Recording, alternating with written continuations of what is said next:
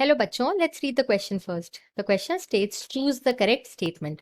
Four statements are given. First is chlorophyll A is soluble in petroleum ether and shows maximum absorption peak at 453 nanometer and 642 nanometer.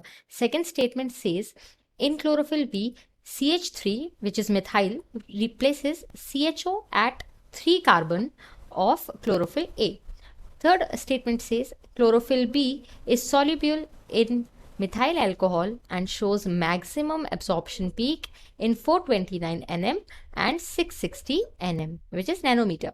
Fourth statement is for biosynthesis of chlorophyll, raw materials required are succinyl CoA and glycine. Question में correct statement choose करने के लिए कह रहे हैं और पूरे में ही क्लोरोफिल से रिलेटेड बात हो रही है। तो इस क्वेश्चन को आंसर करने के लिए हम की कॉन्सेप्ट देखेंगे and will discuss about chlorophyll.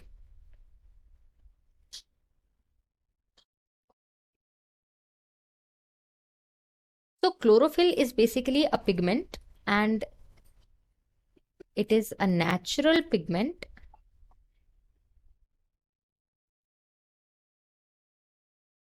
found in green plants and they are also responsible for the color green. फिर उसके बाद इनका जो मेन फंक्शन होता है, अगर फंक्शन की बात करें तो function is to absorb light for photosynthesis.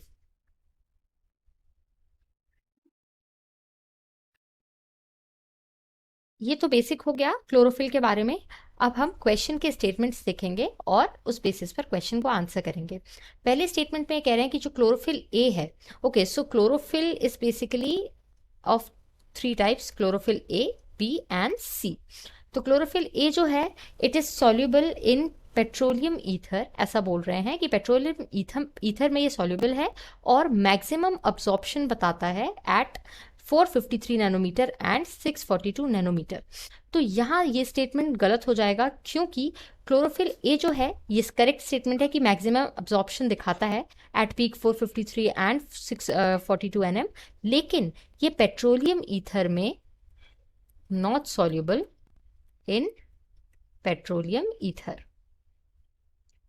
Although ये एक ऐसा कंपाउंड है जो कि सॉल्युबल होता है in organic solvents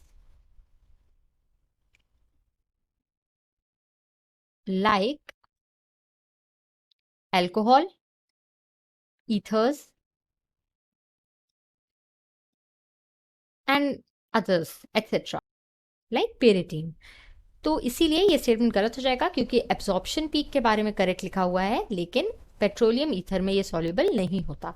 second statement में कह रहे हैं कि क्लोरोफिल बी में CH3 रिप्लेस कर देता है एल्डिहाइड ग्रुप को थर्ड कार्बन पे ऑफ क्लोरोफिल ए, यानी कि ये कहना चाह रहे हैं कि जो क्लोरोफिल ए है उसमें CHO होता है और क्लोरोफिल बी में CH3 होता है। ये स्टेटमेंट जो है वो फिर से गलत हो जाएगा क्योंकि क्लोरोफिल ए जो है that has a methyl group which is CH3 and chlorophyll B has CHO group at the third carbon. फिर थर्ड ऑप्शन में कह रहे हैं कि क्लोरोफिल बी जो है वो मिथाइल अल्कोहल में सॉल्युबल है और मैक्सिमम अब्जॉर्प्शन पीक दिखाता है इन 429 नैनोमीटर एंड 660 नैनोमीटर। ये स्टेटमेंट फिर से गलत हो जाएगा क्योंकि क्लोरोफिल बी मिथाइल अल्कोहल में तो सॉल्युबल है, ये स्टेटमेंट करेक्ट है, लेकिन मैक्सिमम अब्जॉर्प्शन पीक नहीं दिखाता 429 एंड 660 नैनोमीटर पे क्योंकि क्लोरोफिल ए जो है दैट शोज maximum absorption